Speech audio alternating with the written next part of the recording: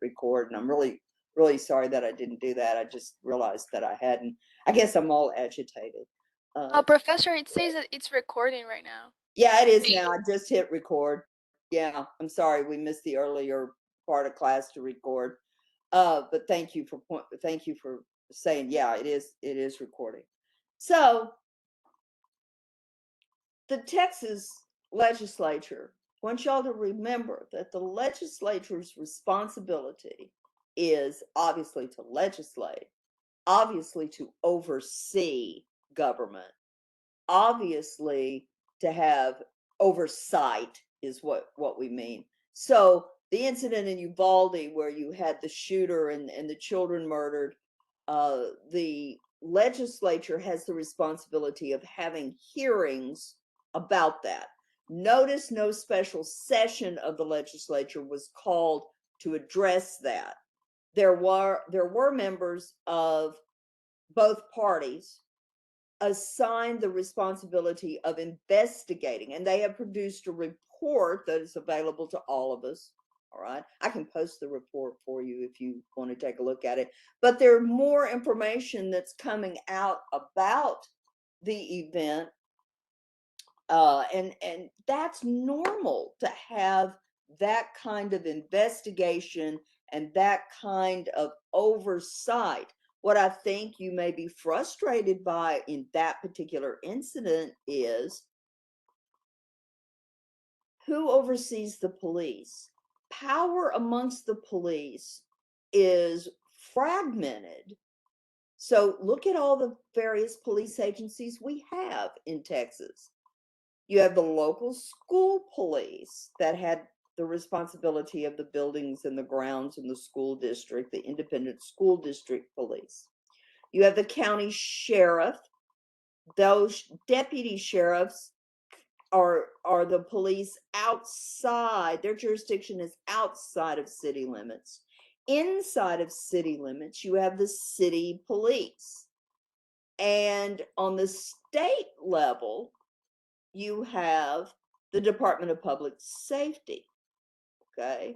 So you've got layer upon layer of police agencies. And frankly, when that situation occurred in Uvalde, let me ask y'all this. Do you know who should have been in charge of that situation? I'm going to step back and let y'all think about that for a minute. Anybody know who was in charge or should have been in charge? Is it the state police? Is it the local? Do you see the dilemma? The local police? You're right. And that meant the school district police. And so the other police stepped back. But when it was clear that the local police were not responsive, is there some way to say, excuse me, I'm in charge now, that you're not doing anything, so we're going to take it? No, y'all, there's no mechanism for that. There's no mechanism for that. There was a Texas Ranger there, and I don't mean baseball player. There was a Texas Ranger there, and he didn't do anything. He didn't take control of the situation. And so would that have meant that the police would have given him control of the do you see the dilemma? Well, let me tell you something. Law enforcement has this dilemma. Who's in charge? Who should be in charge? The governor knew that the situation was occurring at the time. Is the governor responsible for this? Look how power is fragmented. Is this something that the legislature needs to address this legislative session to say we need clear lines of authority? Can the governor order anyone to take charge? Do you see the dilemma? And the questions that I'm asking you are legitimate. I mean, I'm not trying to put y'all on the spot, but it's kind of an existential problem, isn't it? Who's in charge? What you find, let me give you another example of this. Let me shift gears for just a moment. I have a girlfriend who is a muckraking reporter kind of person. She's a blogger. She's a citizen journalist, if you will. She writes on her own. She has no newspaper, no credentials like that. But now with the internet, everybody's kind of their own reporter, aren't they? With these little phone cameras and stuff, with this YouTube channel and all. My point is this: she's been complaining about police corruption in her neck of the woods. She's in Texas, she's in Central Texas for a long time. And she's done some investigating and obtained documents and that kind of thing that really show that there's some problems with the local sheriff's department in her county. No one has responded to her allegations. It's not that she doesn't have allegations that need investigating. They do. But the county commissioner's court is not interested. The district attorney's office is not interested. The state police are not interested. The Texas Rangers, no one will investigate this activity. And she's got no one to take it to because the sheriff is rather popular and is sort of colorful and has a big following. But that doesn't mean that there aren't problems with the way money is spent and not accounted for in the sheriff's department. What I'm posing to you is this: the American experiment known as government really depends upon checks and balances and separation of powers and a sense of, gosh, if something's wrong, we better fix it, right? When no one responds, y'all get this sense, it throws us all into an existential crisis where people lose faith, they lose hope, they lose their sense of community, and that their leaders, they lose this sense that their leaders are responsive to them. Some people would argue that that is the design of this situation, that if people just don't get any satisfaction, they get turned off from government and disconnected and disaffected, and maybe they'll just not cause trouble and maybe they'll just go away. And the idea that, well, people in authority are always right and are not to be questioned. Well, that's not what Thomas Jefferson meant when he said all people are created equal. He meant that the British people had the ability to choose to follow a king, and the American people had a different path, that they chose not to follow an infallible divine right of kings ruler, that they wanted to choose their own rulers. And they wanted to choose rulers who were what? Responsible, because King George wasn't responsible. So this is fundamental and innate to our understanding of democracy and government, that we're supposed to have a government that responds to us, not a government that ignores our concerns. And we don't change governments violently. We change governments with legitimate elections. And when that election is obviously legitimate, the guy who didn't like the outcome is not supposed to incite violence to be reinstalled. The words coming out of my mouth, it just shocks me that we're having to have this conversation, but we really are, aren't we? Wow. Wow. And when you have the ability to redress your grievances, you don't do it with a hammer or a mail order rifle or a gun you bought at the pawn shop. You don't do those things. No one of us does those things. We reject that. And it is disturbing that we need leadership to tell us that violence is not acceptable.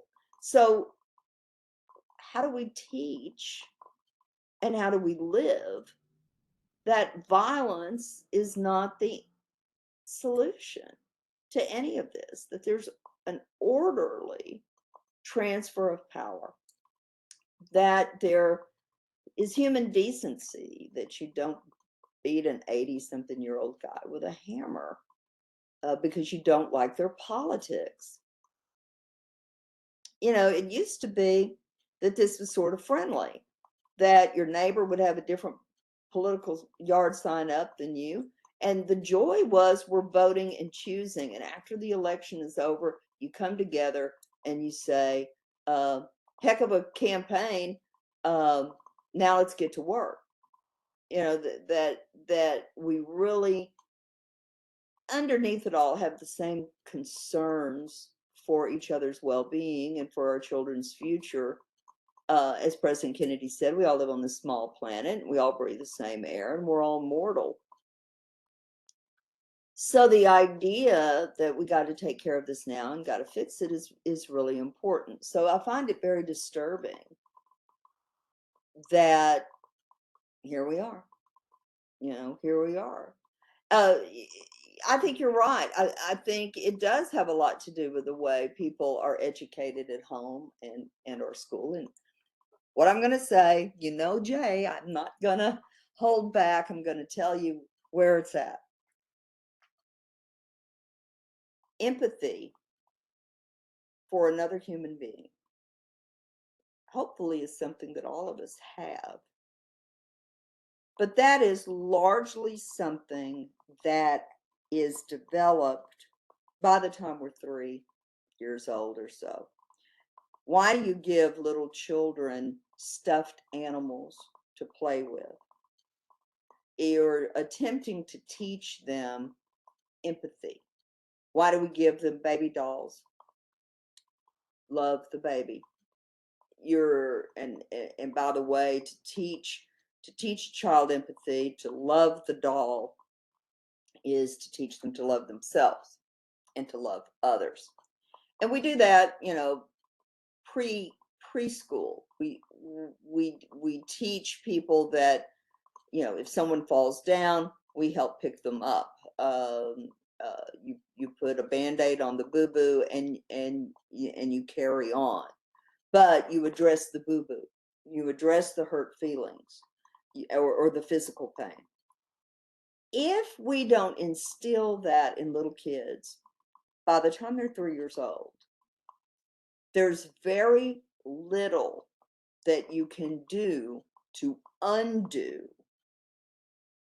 what takes the place of empathy, the darker impulses. And, if we don't address, if we don't tell children, don't hit your playmate, don't hit your little sister. If we don't do those things, then what you're creating is that violence is the solution. Violence is the answer.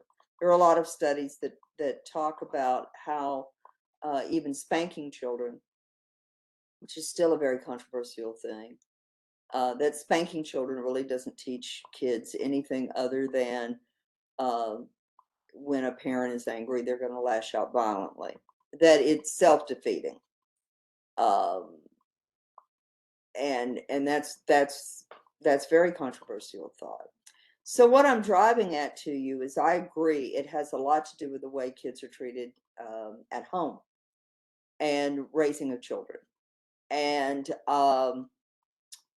the way schools handle the issue of violence. But a lot of this is dealt with before kids are of school age, in those very formative years.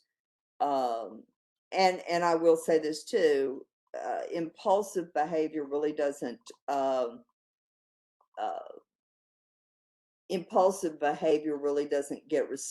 doesn't really stop in our lives until we're about 25 years old. The brain is very susceptible to impulse control issues. And so 25-year-olds are very, very different than 21-year-olds. And you can see how very different 5-year-olds are from 10 years olds and that kind of thing. And hopefully impulse control gets better. But really, the brain is pretty plastic, and by that I mean is subject to manipulation and that sort of thing until people are about the age of 25.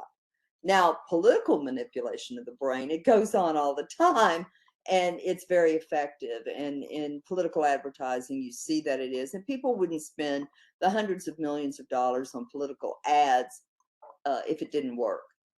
And so it does work, and it's kind of scary how effective that kind of thing can be.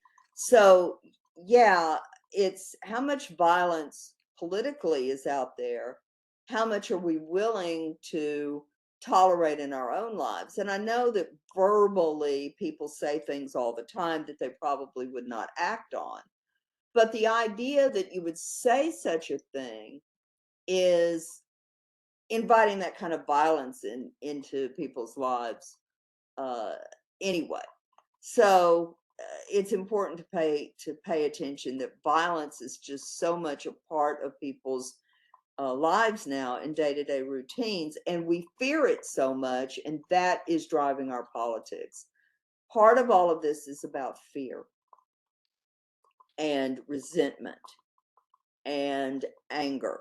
Very primal, very basic, emotional rather than intellectual responses to problem solving. And so hopefully education helps us develop um, a sense of restraint, and you might want to call that guilt, about um, you know dealing with a sense of empathy, attacking our problems with a sense of empathy and decency. But that might be a more sophisticated response than just smacking people. And smacking people feels really can feel really satisfying. It satisfies something very primal, but it's not really an appropriate response because smacking just begets more smacking. Hitting just gets more hitting. It doesn't stop violence. It's very hard to stop violence with violence. Um, so, the Professor, yeah, please go ahead. excuse me. Could I say something? Please. I have also noticed that there is more violence in movies, and I don't know if that has something to do with what's happening, and also in video games. Um, I think that's where we might get our sense of, ooh, that was satisfying, you know, feel how satisfying that was to win that video game. Or let me give you an innocuous example of this. The NFL and the violence of football has increased. Yeah. The equipment's better now, but the violence is really intense. And part of the reason that it's there is because they get rewarded financially for some of those hits. They get paid for it. And it's bigger box office. In other words, people watch the games because they really want to see somebody get hurt. They really want to see somebody get hit. And some of these attacks on the field are completely unnecessary. Nobody needs to knock somebody unconscious, but it's more exciting, and the ratings are better when they do. And well-respected people have stopped having anything to do with the NFL. I'm thinking of Bob Costas, a sports announcer. Um, I could even listen to teams that I didn't like if Bob Costas was calling the game because his announcing is amazing. History, his grasp of the game and knowledge and that sort of thing.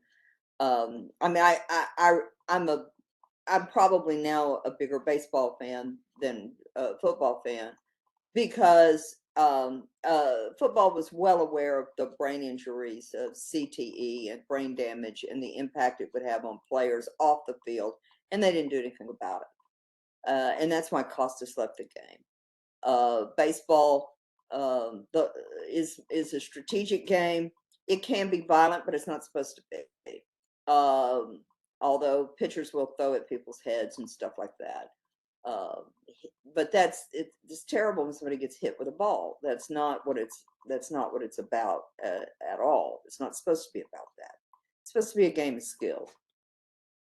So at any rate, I'm wondering if the violence on the field is making violence a little more acceptable. Violence in movies, does that make it a little more acceptable? You know,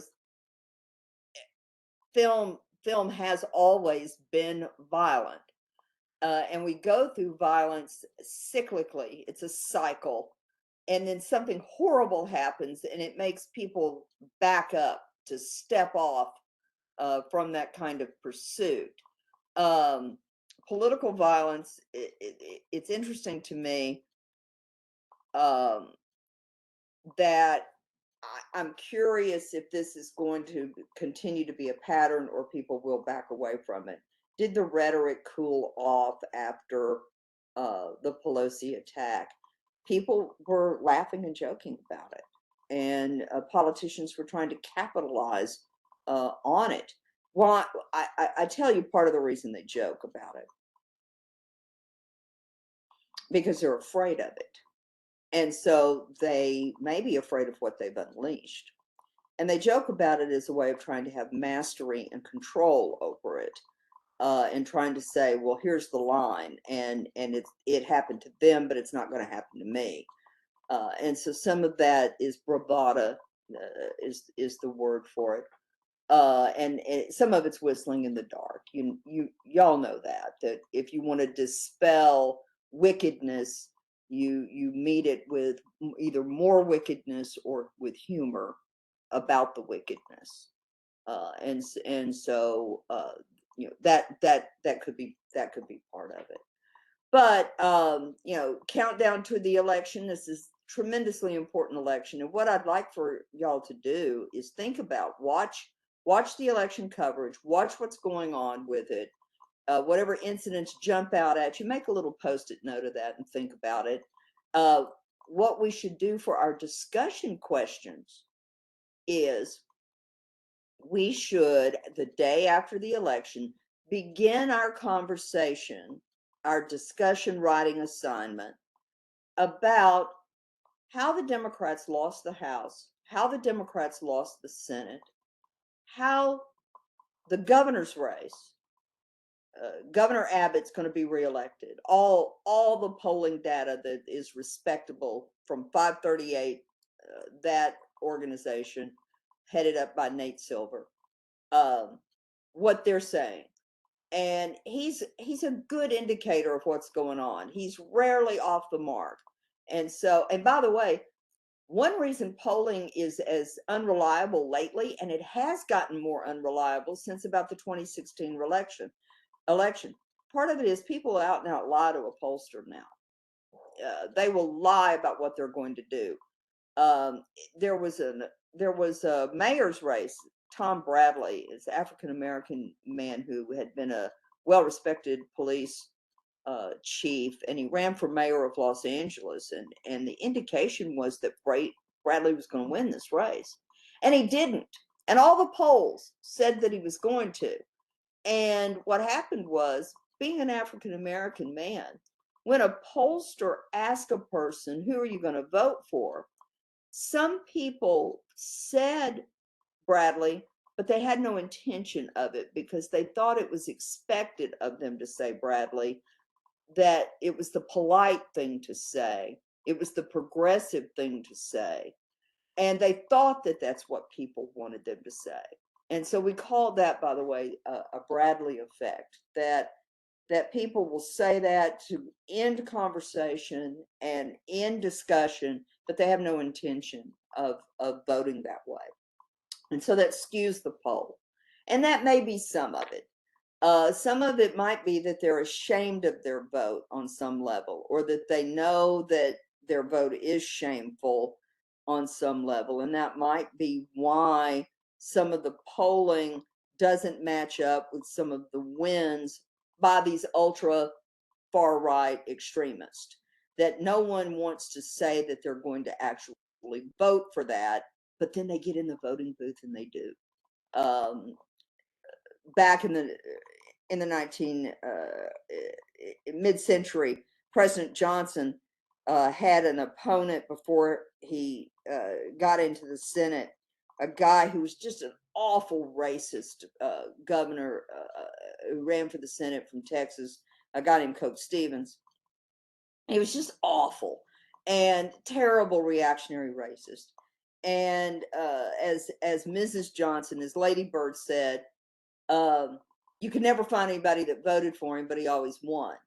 That there is this effect that people will not openly say, "Yeah, I'm going to vote for the racist," but they tell pollsters what they think that they want to hear, and then they get in there and they do awful things. So there is that element to all of this too. But what I want y'all to think about is this: I want you to uh, analyze why the Democrats lost. When there's so much at stake, do you think that people really want to vote against their interest and abolish Social Security and abolish Medicare? And or are they identifying with their team, that they're with Team Trump, and if Trump endorses somebody or somebody's a Trumpian, that's who they're going to vote for? They don't really care. Don't bother them with that policy stuff. Don't bother them with that Social Security stuff. um, that they're going to vote the way they want to vote. And now, by the way, I think that all kinds of one-on-one persuasion may be over with. That what happens is this identity politics, and we really shouldn't call it that. We should call it identification politics. That people so strongly identify with their team, they see their Republican Party or Democratic Party. And by the way, the Democrats have made some terrible mistakes in this campaign. And Beto O'Rourke has made terrible mistakes in this campaign. Why is that? Why is it that they cannot grasp how to communicate their message? And Beto O'Rourke's tactical error of saying, "We're coming to take your guns," which has got to be the most idiotic thing anybody ever said in a Texas campaign. Yeah, it's wrong for 18-year-olds to be able to buy a gun. Does that mean that every person who buys a gun shouldn't have one? No. Does that mean that everybody who has a gun is going to misuse that gun? No. So this "we're coming for your guns," that was just really a bad thing to say. And what worried me about it when I heard it was not that he was excited. Okay, I see that. He couldn't read the room any better than that, to know that you don't say things like that to Texans. You don't say that to people in the South, that guns are such a way of life. But it sure is more exciting than saying we need reasonable gun control. Maybe giving 18-year-olds access to weapons is not a good idea. It's much more, that's pretty boring to say that. It's much more exciting to say, "We're coming for your guns." That sounds tough. So why are the Democrats so bad at messaging? Why can't the Democrats buy themselves some good campaign ads like those Republican ads? And by good, I don't mean the right values and the right beliefs. I mean effective. I mean pretty. I mean visually arresting. I mean effective to the listener, to the viewer. Are Democrats just unwilling to spend the money that it takes to have that kind of good advertising? Can they not get somebody who understands human emotion and how it's communicated? Is Fox News that effective? That these are the things that you need to think about why did this happen. And by the way, before everybody gets really excited, every off-year election, the party in the White House loses seats in the House and in the Senate. This is what happens. It's only been counter to this maybe twice in the whole history of the Republic. And so you can go back and look at those two incidents and say, why did the party in power not lose seats? Why did those coalitions hold together and them not lose seats? Why did they gain seats? How were they able to do this? And so that's important to study. What this means ultimately is this: we have to have a dialogue. We have to have a conversation. People are not talking together very much now, and that's what the discussion assignment is there to do, is because part of democratic society is that we have to talk and address these problems in our society, and we have to do this as calm, rational, reasonable people. There is this belief system out there that we are not calm and rational, that we are emotional beings, that we can't be reasoned with, and that we have to be governed and led strictly by emotion, and that we get stirred up strictly by emotion. Your comment, Ms. Jimenez, about you think video games and violence in movies encourages violent behavior. That is predicated on the belief that we see something, so we imitate it, that we can't think these things through. I think that that is a view that doesn't take into account the power of imaging, that it doesn't take into the account the power of emotion, particularly when people feel hopeless. They may react without intellect. That also doesn't take into account that some of these folks want violence because they want to create a confrontational situation. They want a violent outcome, and so they seek a violent outcome. So people may think more about the violence they employ than we give them credit for. So yeah, I do think though, if you grow up in a violent atmosphere, you may act out violently. I do believe that is the case. The U.S. Army uses video games to train soldiers. Does that not say something about the power of taking your average teenager and turning them into the best killing machine on earth? Yeah, it might. It might. And while the Army gears people up for violence and order taking and killing, I mean, that's what armies do. Is there some way to decompress those impulses when they're no longer needed? Do people just go back to normal life, and do they have trouble adjusting? Yeah, they do. They do have trouble adjusting. So we need to take that into, yeah, little kids are playing video games too. And so what are those little kids learning? That violence is something that feels good. All those endorphins going off in their heads, all that dopamine and serotonin, that bath of good, feelings about, hormones that are responding. I mean, all we are, y'all, are really just kind of sacks of chemicals. And so all that chemical response, that physiological response to violence in the brain is reinforcing. It's reinforcing. So how do you counter that? How do you counter kids playing those video games. A lot of parents don't buy them, or they don't let the kids play with them unsupervised. But parenting takes a lot of time, and people have children and they leave these kids to their own devices, or they expect the school system to raise them, and that's not what the school system's for. Um, so it is. It's a real dilemma about how we want to bring up our kids and what we owe those children.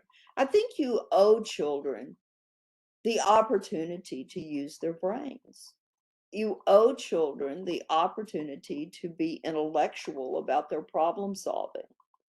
And if all they see are violence, and then you smack them because they act out violently, you're just reinforcing that violence is the solution to whatever's bothering us.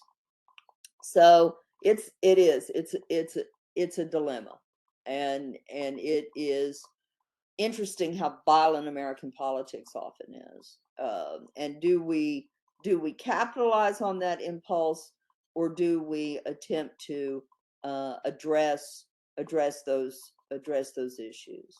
Well, I've kept y'all long enough, and I've babbled on and on.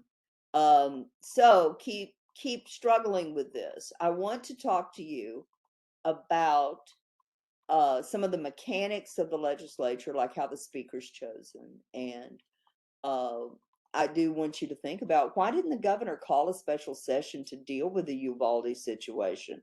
Why was the murder of 19 children in public, in real time, not addressed in a special legislative session? Well, the simple answer is y'all, it's an election year, and we don't want to talk about any real issues. Let's talk about stuff that can get us reelected, as opposed to stuff that might stick to us like Velcro, if people perceive that the governor had anything to do with it. By the way, people are not perceiving that the governor had anything to do with it. Some people may want to hold the governor accountable, but is the governor responsible for what happened, or is the governor responsible for the lack of change in public policy toward what happened? That's a much more sophisticated question there. So let's deal with these issues when I see you guys on Thursday. Okay. And by the way, you have a whole week of Thanksgiving off, and you're scheduled to take a test. I'm going to give you that whole week, and even the weekend before, to deal with that, so that some of you may want to deal with it before the holiday starts. And I'll give you even a few days afterwards. Now, after the holiday, we got to really address that the court system needs to be talked about, and then finals come really quickly. So we have to watch our time factor as we get through the month of November, and also think about bad weather could be in our future. Okay. All right. Talk to y'all later. Questions? Comments? Ready to go? All right, don't do too much Halloween candy. Oh yeah, does somebody need to talk to me afterwards? Yeah, by all means, hang out, okay? And I'm going to stop the recording and stop the meeting for others. But if you have questions, by all means, hang out, okay? All right. Thank y'all.